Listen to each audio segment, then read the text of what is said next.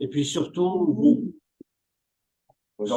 remercier chaleureusement de nous accorder votre temps pour cet échange. Et que Avec plaisir. voilà, nos étudiants de BTS, nos étudiants de la formation supérieure packaging. Et donc, voilà, je tenais à le faire personnellement et voilà, ça ne durera que quelques instants. Juste, si je peux me permettre, on aura des voitures de l'âge, des anciennes voitures de l'âge au sein de l'établissement pour nos journées portes ouvertes. Et qui sait, peut-être un jour, nous aurons une nouvelle voiture de l'âge pour nos prochaines portes ouvertes. Voilà, je lance une bouteille et Oui, oui, mais un jour, c'est sûr, je viendrai vous amener une nouvelle de l'âge. super. Ben, écoutez, c'est une fantastique nouvelle. Merci. Je vous souhaite une bonne réunion et je vous dis à bientôt. Donc, merci, au revoir. Merci à vous. Je laisse la parole. Ok, donc merci M. Taki. Donc, bon, je pense que les présentations ont été faites. Voilà, nous sommes au lycée Louis de l'Âge. Je pense que l'idée, c'est directement d'attaquer le cœur de la réunion. Peut-être d'abord vous présenter votre projet et ensuite les questions-réponses qu'on vous a déjà transmises, si ça vous convient. Oui, bien sûr. Avant de faire de l'âge, j'ai été entrepreneur en fait depuis que je suis étudiant. Je n'ai pas attendu d'être sorti de Subdeco Paris pour faire ma première entreprise. Et j'ai aimé ça. Donc j'ai fait 2 ans chez McKinsey et en dehors de ces 2 ans chez McKinsey, j'ai fait toute ma vie des entreprises donc, que j'ai créées. C'est toujours des créations. Euh, j'ai repris une entreprise. Le reste, ça n'était que des créations. Et j'ai vendu les entreprises que j'avais créées en 2016. J'en avais revendu avant, mais en 2016, j'en avais plusieurs que j'ai vendues parce que je voulais partir vivre aux États-Unis. Et puis en 2017, j'ai décidé de démarrer le projet de l'âge. D'ailleurs, au début du projet, ça ne s'appelait pas encore le projet de l'âge parce que le projet, c'était de faire une hypercar. C'était de créer une nouvelle voiture sur ce marché qu'on appelle les hypercars, c'est-à-dire les voitures à plus d'1 million d'euros, ce qui est un terme qui a été inventé pour la Bugatti Veyron en 2003, quand Volkswagen a annoncé reprendre Bugatti et a annoncé faire une voiture à 1 million d'euros. C'était la première fois que quelqu'un faisait une voiture à 1 million d'euros. Et donc, pour la distinguer de ce qu'on appelait les supercars, les Ferrari, Porsche, Lamborghini, etc., la presse, un peu dans le monde entier, a donné ce terme d'hypercar. Voilà, donc ça définit les voitures au-dessus d'1 million. Et après avoir analysé le marché, je me suis dit qu'il y avait la place pour avoir un nouvel entrant sur ce marché. Et je ne savais pas encore que ce serait de l'âge. Donc, j'ai démarré en 2018, fin 2017, début 2018, le projet. Et j'ai repris la marque de l'âge le 7 octobre 2019. Donc, à peu près 2 ans après le début du projet, quand j'étais déjà très avancé, qu'on avait défini la voiture, fait le show-car et qu'il s'agissait de mettre une marque sur la voiture. Voilà pour comment la genèse est venue, si vous voulez. Très bien, merci beaucoup pour cette contextualisation. Alors moi j'ai une question, pardon, je ne sais pas si c'était la question des étudiants. À qui appartenait la marque de l'âge? La marque, c'est pas d'ailleurs seulement un partenaire, elle appartient toujours. Moi, j'ai pris un droit exclusif de licence de marque avec une option d'achat. C'est-à-dire qu'elle ne m'appartient pas encore, mais j'ai les droits exclusifs sur la marque. Et si je le décide, je peux devenir propriétaire de la marque. Il y a un prix qui a été déterminé, qui est fixé.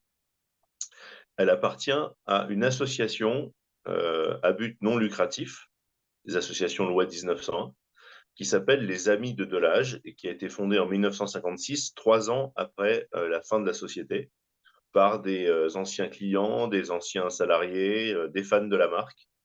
Et donc, voilà, depuis 1956, cette association existe.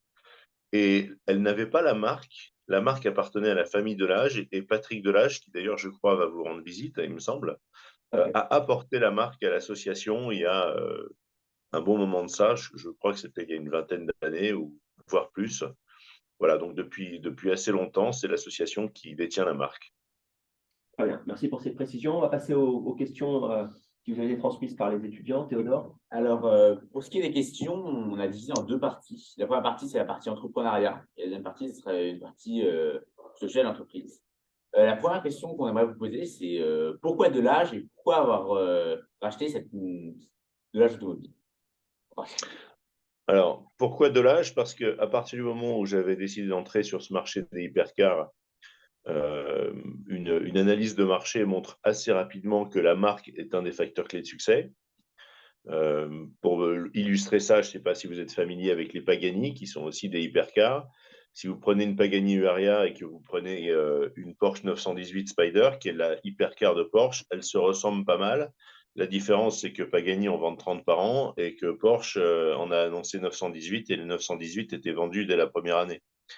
Si vous inversiez les badges, que la 918 s'appelle Pagani et que la Huayra s'appelle Porsche, c'est le contraire qui se produirait. Donc la force de la marque, c'est un élément essentiel.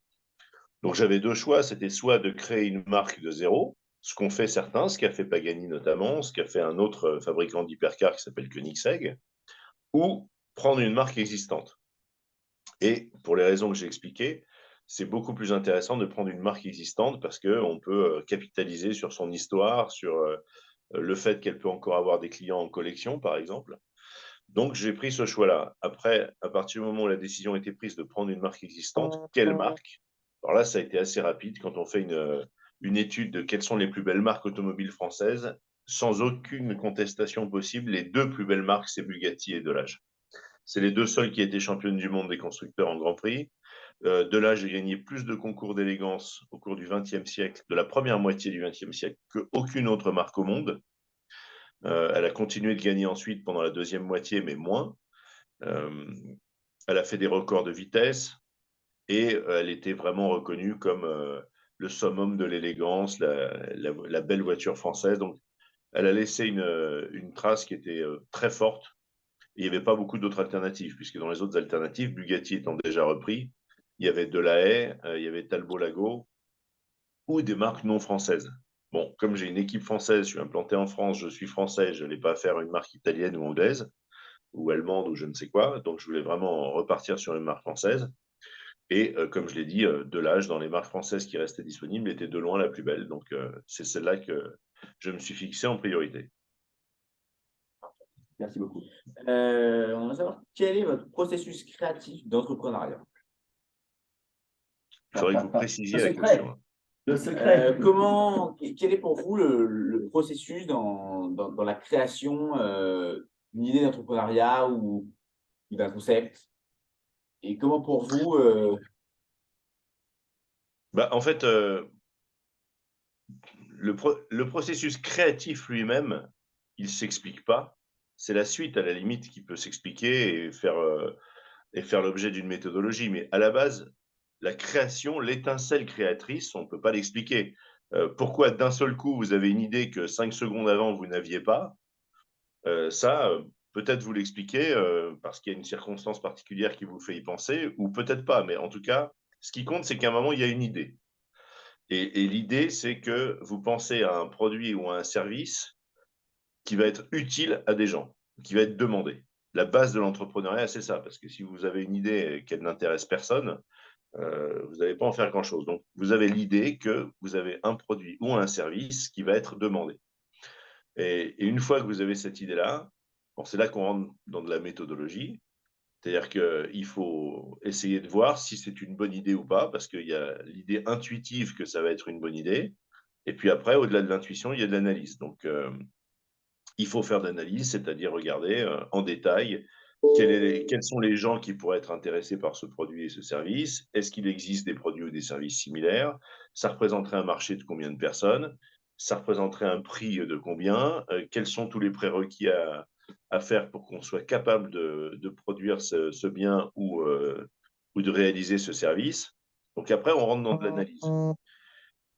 Mais à la fin, la décision, ce n'est pas une décision analytique, c'est une décision de conviction personnelle. C'est-à-dire que le vrai entrepreneur, c'est celui qui a une vraie conviction en lui que ce qu'il fait ou que l'idée qu'il a est bonne, quel que soit le résultat des analyses. Donc les analyses doivent venir pour le conforter ou ne pas le conforter, et à ce moment-là, il prend sa décision malgré les analyses, ou il se range à l'analyse en disant bon, bah, finalement, d'après ce que je vois, ce n'est pas une bonne idée, il s'arrête là.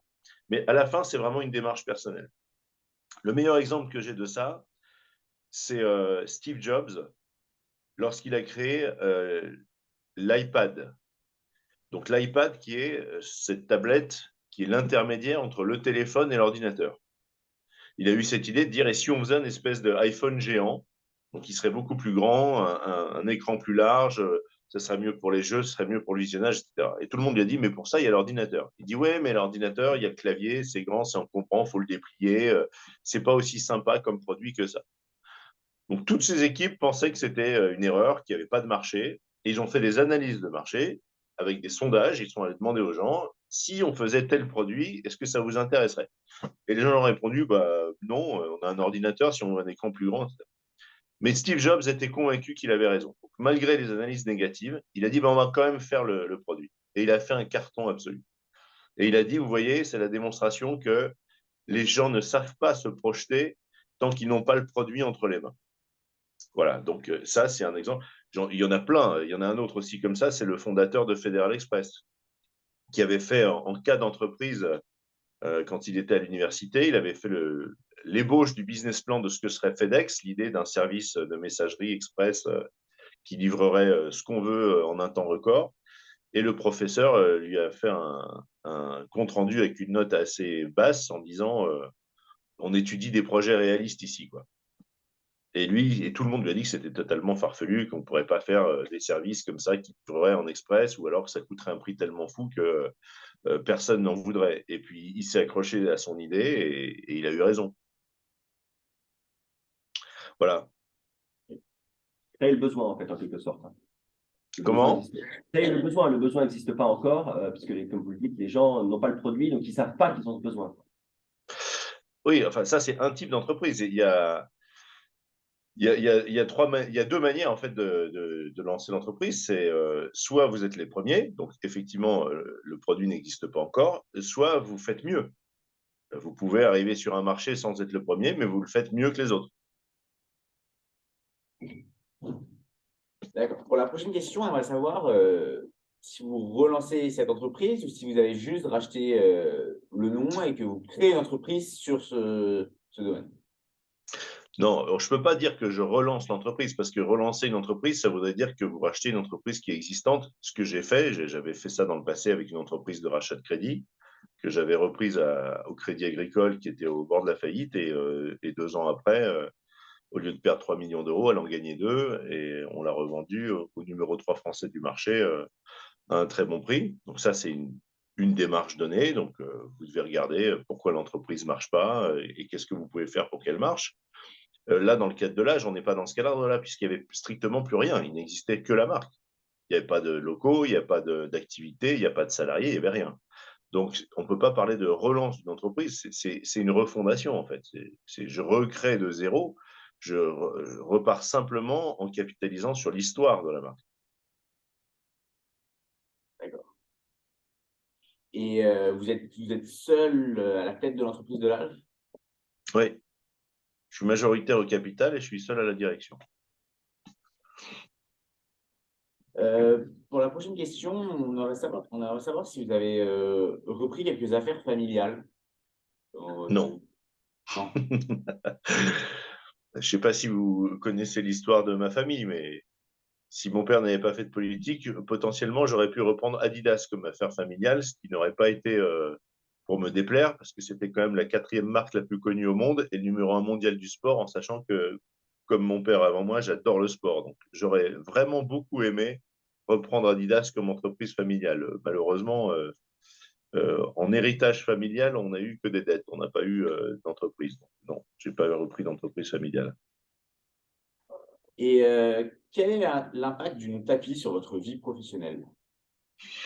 Il est positif quand il s'agit d'interagir avec des entrepreneurs. Il est négatif quand il s'agit d'interagir avec des banques ou toute entité qui contient un comité de gens habillés en gris et qui décident de quelles sont les choses qui doivent se faire ou pas se faire. Voilà. Quand on a des décideurs en face de soi, surtout des entrepreneurs, donc des gens qui n'ont pas peur de prendre des risques, en général, ils sont assez fans du nom et ça, c'est plutôt un avantage pour moi. Je vous dis, dès que c'est ce qu'on appelle un peu les petits hommes gris, c'est pas le cas. Pour vous donner un exemple, Parmi les sources de financement possibles pour Delage, à un moment, il y avait la possibilité de faire un crowdfunding qui, de toute façon, ne m'intéressait pas plus que ça. J'avais juste envie d'explorer cette voie. Et on m'a dit que, de toute manière, le comité d'éthique pensait qu'avec le nom que j'avais, c'était pas jouable. Je ne citerai pas la plateforme en question. Voilà, c'est pour vous donner un exemple. Mais bon, comme je vous dis, c'est pas grave, puisque de toute façon, je pense pas que ça aurait été adapté de faire du crowdfunding sur une marque qui vend des voitures à 2 millions. Ça marche pas ensemble. En tout cas, pas sur des petits tickets, hein, du crowdfunding vraiment limité à une élite qui mettrait des gros tickets d'investissement, oui, mais pas. On lève pas des tickets à 100 € quand on fait des voitures à 2 millions, quoi. Et pour la dernière question de la partie entrepreneuriat, on aimerait savoir si vous avez prévu d'investir dans d'autres domaines. Alors en fait, Delage, j'investis déjà dans d'autres domaines parce que Delage aujourd'hui, c'est une société de technologie qui fait des hypercars et pas l'inverse. Le domaine premier dans lequel on investit, c'est les technologies, en particulier les technologies de mobilité, c'est-à-dire tout ce qui pourrait contribuer à transformer l'automobile de demain. On est sur 3 technologies. Une qui est que le moteur électrique qui est dans la voiture est hybride, hein, la moteur V12 et un moteur électrique. Le moteur électrique est innovant, il fonctionne en bas voltage. Je ne rentre pas trop dans le détail parce que ça ne va pas vous intéresser, mais en 2 mots, ça permet à un moteur bas voltage d'éviter que les voitures électriques passent des crash tests avec des renforts, puisqu'elles ont en temps normal des moteurs qui fonctionnent à haut voltage. Et ce qui est très dangereux, si vous avez un accident et que vous touchez un fil et que le fil est à 600 volts, ça vous tue. Alors que si le fil est à moins de 60 volts, ben vous prenez une châtaigne, mais vous ne mourrez pas. Donc il y a un potentiel commercial sur un moteur électrique bas voltage. Et on veut se servir de nos hypercars comme de show cars, c'est-à-dire comme de voitures de démonstration pour nos technologies. Donc ça, c'est la première qu'on développe, pour laquelle on a déjà été labellisé Véhicule du futur, qui est un label très recherché en France, parce qu'il donne droit à des subventions, à des prêts à taux préférentiel, enfin à un soutien de l'État. Et puis il y a 2 autres technologies sur lesquelles on travaille. Une qui fait l'objet d'une deuxième société complètement séparée de Delage, même si j'ai donné le nom de Delage Aérodynamique, avec un investisseur unique qui est avec moi, donc ce n'est pas les mêmes partenaires, et qui développe un réducteur de traînée aérodynamique, c'est-à-dire un dispositif qui diminue la traînée et donc la consommation de carburant.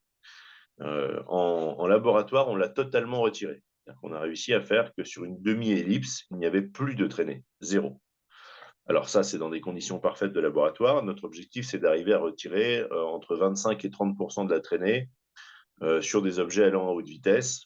Malheureusement, les trains, ça ne fonctionnera pas pour des raisons techniques sur lesquelles je ne rentre pas dans le détail, mais en revanche, ce qui est aéronautique pourrait fonctionner. Donc là, on a déjà une première application pour laquelle on a fait une demande de brevet, et comme c'est dans le domaine militaire, je n'ai pas le droit d'en parler, et la demande est bloquée parce qu'en France, dès que vous faites un brevet qui touche au domaine militaire, il y a une possibilité de préemption de l'armée française.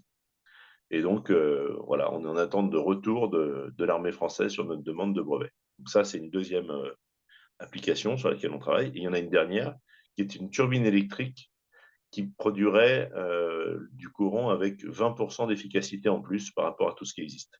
Ça, c'est de loin le projet sur lequel on travaille qui a le plus de potentiel. En termes de valorisation, la vente de turbines électriques dans le monde, c'est 26 milliards d'euros par an. Donc, si on arrive à mettre au point une turbine qui est 20% plus efficace que toutes celles qui existent au monde, dans un marché qui pèse 26 milliards par an, ça peut vraiment être énorme. Mais par contre, ça réclame de gros investissements pour sortir le prototype. Enfin, de gros. Tout est relatif. En réalité, c'est pas très gros. C'est 5 millions d'euros. À l'échelle industrielle, c'est pas gros. Mais quand on est une start-up comme nous, 5 millions, c'est beaucoup. Donc, il faudrait que je fasse une levée de fonds spécifique pour ça. Et comme je ne peux pas être sur tous les plans en même temps, pour l'instant, j'ai mis ça un peu de côté. Je me concentre sur de l'âge automobile. Et quand la partie automobile sera autofinancée et roulera toute seule, entre guillemets, je m'occuperai d'essayer de lancer la partie turbine. Parfait, merci beaucoup. Ok, maintenant sur la partie voiture. Oui. Bonjour. Parlez assez fort. Vous m'entendez? Oui, très bien. Bonjour. Bonjour, bonjour. Je suis un élève en BTS, 42 ans. J'ai repris les études là, il n'y a pas très longtemps. Et Très bien. du coup, ben, je connais un petit peu, pas mal l'histoire de votre père quand même. Et bon, j'imagine que vous aimiez, vous aimez aussi beaucoup le sport, Mm. comme lui. Ouais. Et puis, et donc, ma question première, vous avez un peu répondu tout à l'heure, c'est pourquoi être passé des voitures de luxe, pourquoi pas avoir choisi les voitures de luxe plutôt que celles de sport comme vous l'avez choisi. Mais en Et, fait, c'est pas le cas. J'avais vu d'ailleurs dans la liste des questions qui me seraient transmises, elle était déjà listée, cette question. On n'est pas passé des voitures de luxe aux voitures de sport. On fait un premier modèle qui est une voiture de sport, clairement. Euh, il y aura d'autres modèles. Les modèles qui suivront, certains seront des voitures plus tournées vers le confort et le luxe, même s'il y aura toujours une énorme puissance. Ça, c'est le premier élément de réponse. Le deuxième, c'est de dire que Delage faisait les deux. Delage n'était pas une marque de voiture de luxe uniquement. Delage faisait des voitures de sport, euh, avec ce que j'ai rappelé tout à l'heure, un palmarès en compétition qui était tout à fait significatif. Et j'ai d'ailleurs pas mal de journalistes qui me disaient, mais on ne reconnaît pas dans la D12 l'héritage des Delage anciennes. C'est pas vrai, on ne reconnaît pas celui des voitures de luxe anciennes, qui étaient les D6 ou les D8, mais elle est tout à fait l'héritière de la 15 S8, qui était la championne du monde des Grands Prix en 1927.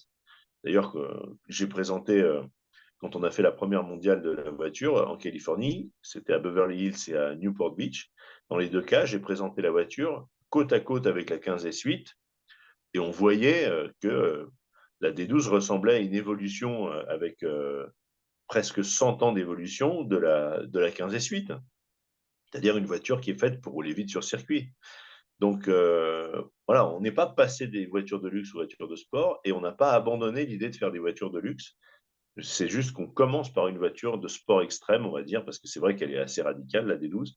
Et le prochain modèle, lui, sera plus dans le mix entre le luxe et le sport, c'est-à-dire dans le même positionnement que la Bugatti Chiron. Voilà. La deuxième voiture dont le design est déjà fait, et on va passer là prochainement aux études aérodynamiques pour voir s'il y a des modifications à faire sur le design ou pas. Celle-là, elle sera dans un positionnement proche de la Bugatti Chiron, donc extrêmement rapide en vitesse de pointe, mais cossue, luxueuse, confortable, moins rapide sur circuit du coup. ouais, elle restera une hypercar quand même. On ne fera que des hypercars. Pas que des En tout hypercars. cas, sur les prochaines années, parce que si vous ne faites plus des hypercars, ça veut dire que vous faites des supercars, c'est-à-dire des voitures qui sont plus à plus d'1 million ou 2 millions, mais des voitures qui sont sous le million, je ne sais pas, 500 000, 600 000 ou encore moins 300 000. C'est un autre métier parce qu'à ce moment-là, pour être rentable, il faut vendre plusieurs milliers de voitures. Et c'est complètement notre métier. Nous, on est dans un métier presque d'artisan, une manufacture. D'ailleurs, voilà, l'usine, on va l'appeler la manufacture de l'âge. C'est comme son nom l'indique, le travail à la main sera encore très important. Alors que quand on veut faire 1000 voitures par an, là, on est dans de la pure industrie. C'est autre chose, c'est d'autres investissements, c'est vraiment notre métier. Donc, je ne pense pas que de l'âge ira dans cet autre métier-là. Et, ouais, du coup, vous aviez pas mal répondu déjà aux autres questions finalement. Et toi, tu avais une question. Hein. Alors ensuite, c'était quel mot pouvez-vous nous donner pour définir la D12? F1 de route. Je crois que ça la résume bien. On a poussé la démarche de la similitude avec la F1 plus loin que n'importe qui avant nous pour faire une voiture homologuée sur route. Ensuite, donc j'avais lu quelque part que le but de la D12, c'était de battre le record sur le circuit du Nürburgring en Allemagne. Donc, Oui. quel temps estimez-vous faire? Eh ben, n'importe quel temps plus rapide que le record. Aujourd'hui, c'est 6,35. Faut arriver à faire 6,34. La Project One a tapé très fort. Hein. Car j'étais, pour être honnête, hyper confiant sur le fait qu'on établisse le record, parce qu'il était à 6,43, puis à 6,42. En fait, il avait tendance à être battu tous les ans d'une seconde. Et puis la Project One est sortie, elle a mis 8 secondes d'un seul coup. Là. Elle a fait comme si on avait gagné 8 ans d'un coup. Donc, elle a mis la barre très, très haut, mais ça me semble encore faisable. Donc, je suis moins sûr de moi que je l'étais quand le record était à 6,42, mais ça me semble encore jouable. Donc, on tentera. Il faut d'abord que la voiture soit homologuée, puisque si on établit le record, on veut le record en tant que voiture homologuée. Donc, il faut qu'on arrive en étant homologué. Sinon, l'organisation du Nürburgring ne va pas nous officialiser notre temps en tant que voiture homologuée. Donc, il faut faire l'homologation. Ça va prendre toute l'année 2023. Et si on a bien notre homologation d'ici la fin de l'année, eh ben, dès que les conditions météo seront bonnes en 2024, on ira tenter le Nürburgring. Et du coup, vous avez choisi un pilote alors Pas encore. On pense à un pilote français qui, paraît-il, est le plus rapide sur le Nürburgring. Et les Allemands, parce que c'est tout le temps les Allemands qui mettent le meilleur temps. Hein. Si vous regardez les derniers records, c'était Mercedes, c'était Porsche. Il y a eu la Lamborghini avant, mais enfin, on sait maintenant tous que Lamborghini, ça appartient à Audi. Donc, il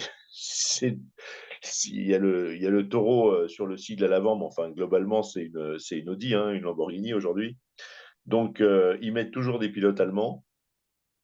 Mais j'ai entendu dire qu'il y a un Français qui est plus rapide que les pilotes allemands. Alors, j'adorerais l'idée qu'on aille battre le record en Allemagne avec une voiture française et un pilote français.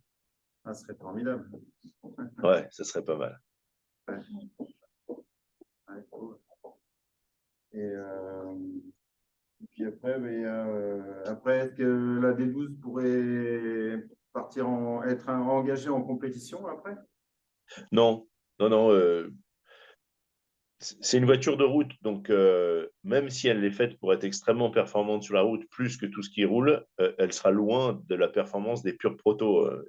Les purs protos ne sont pas du tout conçus de la même manière et on n'engagera pas la D12 en compétition, ce qui ne veut pas dire qu'on ne va pas faire de la compétition. Et là-dessus, je ne veux pas anticiper, mais on va faire une annonce dans quelques semaines qui va être très, très importante pour Delage s'agissant de la compétition. Voilà. Je ne peux pas vous en dire plus parce que c'est dans le cadre d'une association avec une entreprise et on est tenu à une confidentialité jusqu'à ce qu'on fasse un communiqué de presse commun. Et vous verrez dans les prochaines semaines que Delage aura quelque chose de fort à annoncer en termes de compétition. Donc, ensuite, quel est votre modèle préféré dans les voitures de l'âge? Alors moi, celle que je préfère, c'est la D8 120S Roadster de Villars, qui est une voiture qui a été surnommée la reine des concours, tellement elle a gagné de concours d'élégance. Elle en a encore gagné un au mois de septembre dernier à Londres. Il faudrait que vous ayez des photos pour voir laquelle c'est, sauf si vous voyez déjà le modèle. C'est un modèle donc, qui est un roadster avec une ligne très longue et des extensions d'ailes rivetées, et elle est absolument incroyable. Il y a vraiment des voitures de l'âge qui sont sublimes. Celle-là, elle a pour tout aussi. La coupée Aérosport pour tout. Elle a une ligne qui, pour son époque, est avant-gardiste et d'une pureté incroyable. Vous avez racheté une entreprise typiquement française et charentaise. Maintenant, comment la situez-vous au niveau de sa géolocalisation et où est-ce que sera votre atelier? On va être basé à Manicourt. Parce que c'est ce qu'on appelle la technopole de Manicourt. Vous savez que le Grand Prix de France de Formule 1 s'est couru à Manicourt de 1991 à 2007, donc il y a eu 17 éditions, donc un temps assez long. Et en plus, c'était donc dans les années 90-2000, donc des années où, en termes de technicité, on était déjà passé à un niveau beaucoup plus élevé dans la Formule 1 que ce qui était avant, parce que la Formule 1 jusqu'aux années 80 inclus, ça restait assez amateur dans l'esprit et les moyens qui étaient engagés n'avaient rien à voir avec les moyens qui sont ceux d'aujourd'hui. Donc cette transition vers la professionnalisation et les très gros moyens techniques, elle s'est faite dans les années 90-2000. Et c'est à ce moment-là que la France s'est donc installée pour le Grand Prix de France à Manicourt et ça a entraîné beaucoup d'entreprises qui se sont installées autour du circuit de Manicourt. Et aujourd'hui, c'est reconnu comme ce qui s'appelle une technopole, donc un pôle technique qui n'a pas d'équivalent en France. Il n'y a aucun autre endroit en France où vous avez une telle concentration de sociétés de pointe en matière automobile, surtout en matière de compétition automobile. Or, nous, on travaille surtout avec des sociétés qui sont dans la compétition automobile parce que les performances qu'on va chercher sont tellement extrêmes que ça s'apparente plus, dans la conception en tout cas, à de la compétition qu'à la voiture de tourisme normale. Donc, c'est un vrai intérêt pour nous d'être situé dans la technopole. Et puis, il y a l'accès à la piste aussi. C'est une des 2 seules pistes en France qui soit agréée F1. Donc, il y a une qualité de piste qui est exceptionnelle. Il y avait là où le Castellet. Mais le Castellet, il n'y a pas les compétences techniques autour. Il n'y a pas de technopole au Castellet. Donc, voilà, Manicourt, c'est vraiment de loin le meilleur choix. Je suis en discussion avec les autorités régionales, donc c'est la région Bourgogne-Franche-Comté, pour voir quelles aides ils peuvent apporter si on crée la manufacture. Parce que jusqu'à maintenant, on a un atelier pour faire un prototype, mais là, on va passer à la production des voitures clients. Donc, on va commencer à entrer dans une échelle plus importante. Et pour ça, je veux savoir qu'est-ce que la région est prête à faire pour qu'on crée de l'emploi là-bas. Il y a un impact sur la région qui va même au-delà des emplois concrets, puisqu'on fait travailler pas mal de sociétés locales. Et s'ils sont sympas avec nous, on va s'installer là. Bon, je suis sûr qu'ils le seront. Donc, voilà. À 90%, je vous réponds, on va s'installer à Manicourt. Ce que vous décrivez au niveau de la technopole, il se passe la même chose à Cognac, donc là où le lycée Louis Delage est implanté, avec ce qu'on appelle la Spirits Valley, c'est-à-dire qu'en fait, le spiritueux Cognac, je pense que tout le monde connaît quasiment dans le monde, et donc il y a une concentration de savoir-faire lié au spiritueux, ce qu'on appelle ultra premium, c'est au-dessus de $30 la bouteille, avec tous les fournisseurs, tous les fabricants de bouchons, de capsules, etc.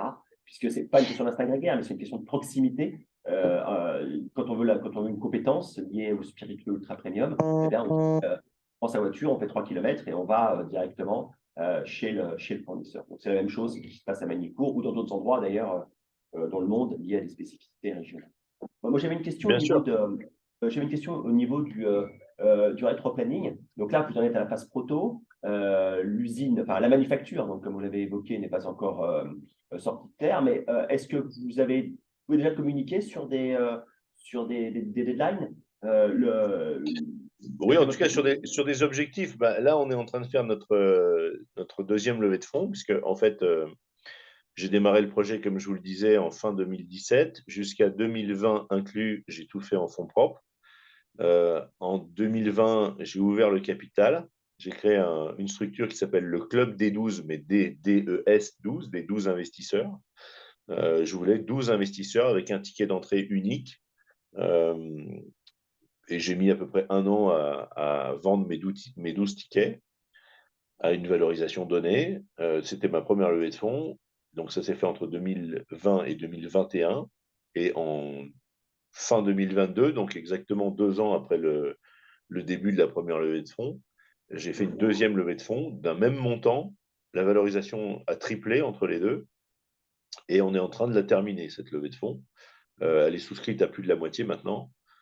Quand elle sera intégralement souscrite, on pourra aménager la manufacture. Donc, elle est déjà sortie de sous terre, parce que c'est pas nous qui la construisons. On a trouvé des locaux qui nous semblent parfaits pour nous, en termes de dimensionnement, de position géographique. Même les couleurs correspondent à Delage. Donc, à croire que le bâtiment nous attendait.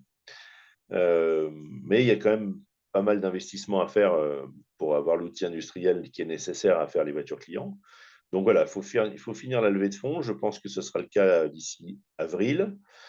Ensuite, il faut faire les achats. Ça veut dire qu'on pourrait emménager et commencer la production des voitures avant l'été, d'ici fin juin. Voilà. L'objectif, c'est qu'à fin juin, on ait une manufacture qui soit équipée et prête à démarrer la production des voitures. Donc pour livraison, pour livraison début 2024 peut-être. Fin 2023, parce qu'en réalité, il y a une première commande client qu'on a commencé déjà, même avant d'attendre d'avoir la manufacture. Donc, la toute première voiture, on va la livrer en 2023. Les autres, oui, les autres sera plutôt début 2024. Ok, merci. Bon, il reste 4 minutes. Après, on va vous libérer, monsieur Tapi. Est-ce qu'il y a une dernière question? On avait son lien avec Patrick Delage. Comment ça s'est passé là? Ah, il y a une question, je ne sais pas si vous avez entendu, monsieur Tapi, sur est-ce que vous avez Non, je n'ai pas entendu. Monsieur Patrick Delage, vous avez des relations avec la famille Delage? Je n'ai pas de relation avec la famille Delage, uniquement avec Patrick Delage. C'est quelqu'un que j'apprécie énormément. Au-delà des aspects professionnels, parce que sur les aspects professionnels, c'est en grande partie grâce à lui que j'ai pu faire ce deal de reprendre les droits de la marque. Parce qu'au départ, quand j'ai contacté l'association, il y avait des réticences que je ne comprenais pas très bien d'ailleurs, parce que le but de l'association, dans ses statuts, dès la 3e ligne, c'est de dire tout faire pour que les voitures de l'âge redémarrent. Donc, je venais quand même avec une opportunité en or de faire redémarrer la marque, et il y avait des gens qui étaient réticents, qui en fait semblaient plus contents de laisser une situation où c'était une marque éteinte que de la voir repartir. Bon.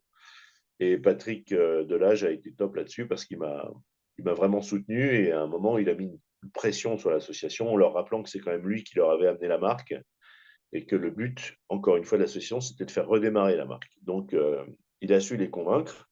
Donc, pour ça, je lui suis extrêmement reconnaissant. Et au-delà de ça, c'est quelqu'un sur le plan personnel que j'apprécie beaucoup, qui est très calme, très cultivé, qui connaît la marque comme personne.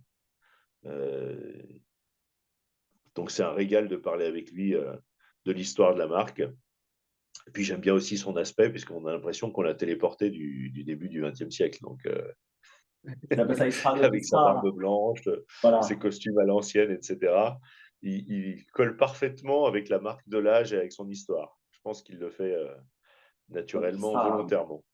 Il sera chez nous demain toute la journée avec des Delage qui sera exposé, parce que j'ai cru comprendre. Donc, merci beaucoup, Monsieur Tapie, pour nous avoir consacré cette heure et ce témoignage. C'est un plaisir. Et puis, alors, je n'ai pas encore la date des portes ouvertes l'an prochain, mais si vous voulez rencontrer Patrick, vous prenez votre D12 personnel l'an prochain, porte ouverte 2024, rendez-vous au prix. Il y a beaucoup d'argent à Cognac, hein, donc vous aurez sûrement des clients. D'accord? Et voilà, donc on vous proposera le lycée Louis Delage comme showroom, en échange, bien entendu, d'un petit tour, d'un tour de piste. Quoi, voilà. Ah oui, bien sûr. Bon, laissez-moi y réfléchir, mais en tout cas, un jour ou l'autre, j'amènerai une Delage, soit l'année prochaine, soit celle d'après, mais il y aura une Delage moderne un jour avec les anciennes chez vous, ça c'est sûr. Rendez-vous est pris. Vous serez toujours le bienvenu à Cognac, en tout cas. Merci pour. Très bien.